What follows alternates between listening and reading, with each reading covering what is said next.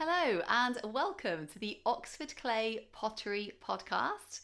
I'm Catherine Tomlinson and I founded Oxford Clay, an eco-conscious pottery company. So on this podcast, we're going to be talking about all things pottery related, often with an eco-conscious twist, and I can't wait to share it with you. Let's go.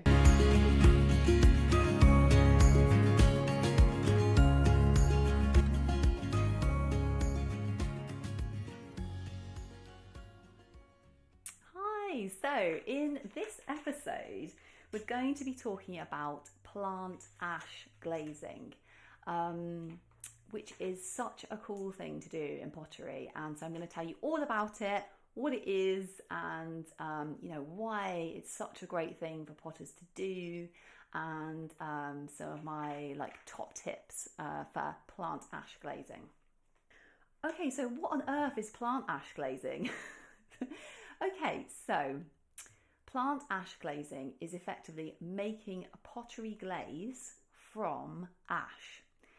So it's basically, do you know, say like if you had a fire, you burned a load of wood, like a bonfire in the garden, and at the end of the fire, there is like a heap of ash.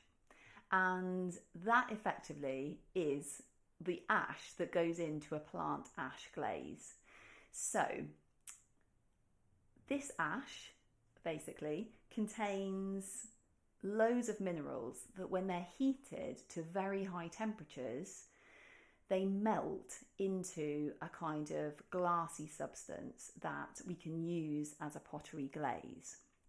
So the history of plant ash glazing is really interesting. So historians think that it first started in the Shang period in China, 3,500 years ago. And they think what happened was because potters in this region were using a new type of kiln called a cross draft kiln, they were able to get the kiln to like much hotter temperatures than potters have ever been able to get, the kiln temperature before. So because the kilns were fired with wood, what happened was some of this wood, ash, fell onto the pots and then melted in the really high temperatures. So, an ash basically needs to get to the temperature of 1,170 degrees, at least, degrees Celsius, before it actually melts into a kind of glassy substance. So, these potters were able to get their kilns that hot and it melted onto the pots.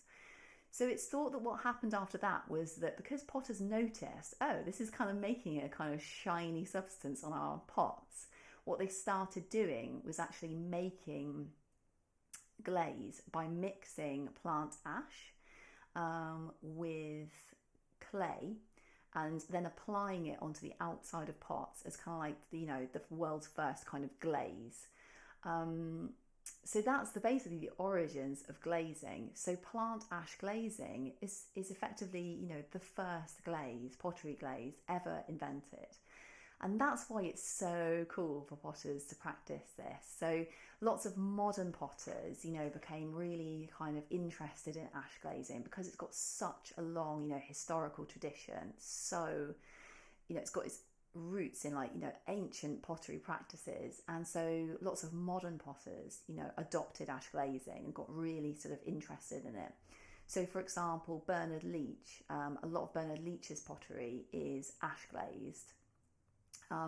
And ash glazing was basically practiced, widely in the East Asian region. So sort of lots of historical pottery in China, Korea, Japan, Thailand, loads of pottery in that region is glazed with plant ash.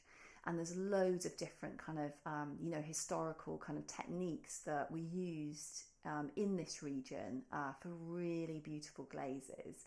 So there's a glaze called a nuka glaze, which is this kind of beautiful creamy white blue glaze, which is actually made from rice plants, like dried rice plants that have been burned into an ash, and then that ash is then used as a pottery glaze. So ash glazing is a great resource. the reason it's so good for potters to use is, it links you with historical, pottery practices, ancient pottery practices. It's very kind of easy to get hold of as a material.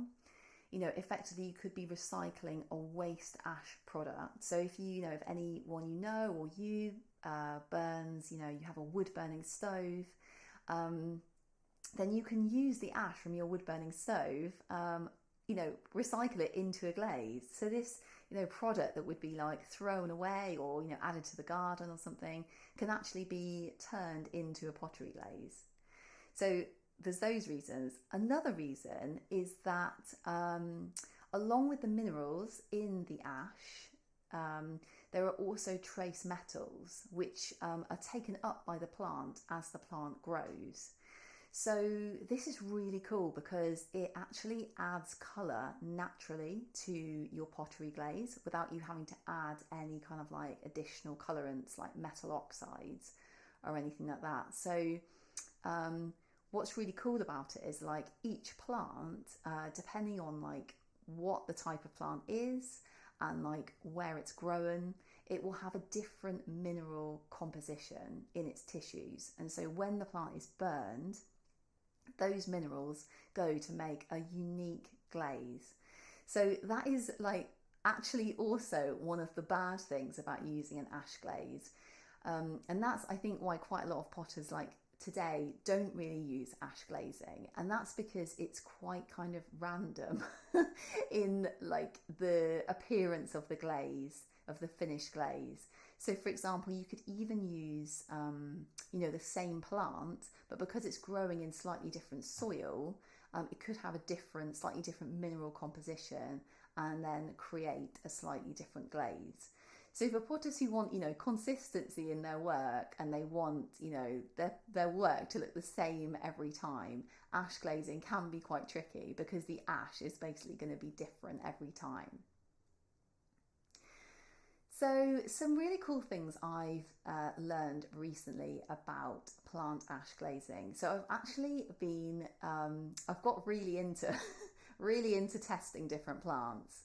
I'm going to produce a book on all these different plants and the ashes they make. So in my research, what I've found is that, so I've found some kind of general themes amongst plants and the ashes they make in terms of like the way the glaze looks, the finished glaze when it's fired. So the recipe I've been using is a combination of plant ash and quartz rock and also Cornish stone as well. So there are loads of different plant ash glaze recipes that you can get. Some of them have, quite low levels of plant ash. Some have high levels of plant ash. Some of the glazes are literally 50% plant ash, 50% clay. But the one I use is plant ash, quartz and Cornish stone, which is actually a form of quartz that's artificially degraded. So it's kind of like two types of quartz and the plant ash. And what I found is some really cool stuff which I want to share with you. So I've been testing loads and loads and loads of different plants, and what I found is plants with quite waxy leaves, say like an ivy plant in the UK. We've got ivy. There was another plant I tested called Fatsia japonica, which has very waxy leaves. I tested some holly leaves as well, very waxy sort of evergreen plant leaves, and those leaves, when I burned them, actually made a glaze. When I mixed them in with the glaze ingredients, they made glazes which were really creamy white and sort of just beautiful glazes. So I did them quite thick, but they came out as like a really sort of creamy white, kind of almost like a bluey type glaze.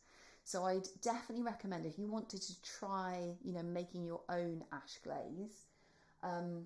I've got loads of resources actually on the Oxford Clay website, and the ebooks I've got on the Oxford Clay website have different ash glaze recipes in. Eco-conscious pottery glazing has some ash glaze recipes in there. There's also a video course if you wanted to learn how to make a plant ash glaze. There's a video course that takes you through the whole thing, start to finish. Absolutely suitable for beginners if you want to try making your own plant ash glaze from zero knowledge of having that before. So I'd really recommend using those plants with those very waxy kind of stiff leaves. They seem to make incredibly nice glazes. So another batch of glazes that I found are ones made with wood ash. So this is the more traditional way of making an ash glaze, is traditionally with like a hardwood. So oak, ash woods, elm in the UK, sycamore. Those woods make really beautiful glazes that are very, very shiny. So I did a glaze just made from sycamore wood, and it came out incredibly glassy, just literally like glass almost. It was so shiny and clear and shiny. So so those are some general themes. Another batch of plants I've been testing actually are grasses. And now I had in my mind before testing them that they'd come out really nice. They'd be like, grassy, all kind of maybe like a creamy glaze. But these glazes have come out really rough. They've come out with a very, very rough texture and not really melting. So they've been fired to stoneware temperatures, so 1260 degrees, and they still haven't kind of melted into a glassy glaze. It's a very rough glaze. So, if you're looking for a very matte finish on your pots, then, you can try using a glaze made from grass plant ash. So those are some general themes of plants that I've discovered in my work experimenting with ash glazes. And I hope that's been helpful for you. It's such an exciting world of glazing. You can basically use the same recipe and you can make, hundreds of thousands of different glazes just by switching the plant ash you're using. So I absolutely love it. And watch out for that book coming soon with loads of different plants. I've tested loads of different plants, and you'll be able to see photos of them all and stuff. So enjoy yourself, enjoy, experimenting with your pottery, and I'll see you next time.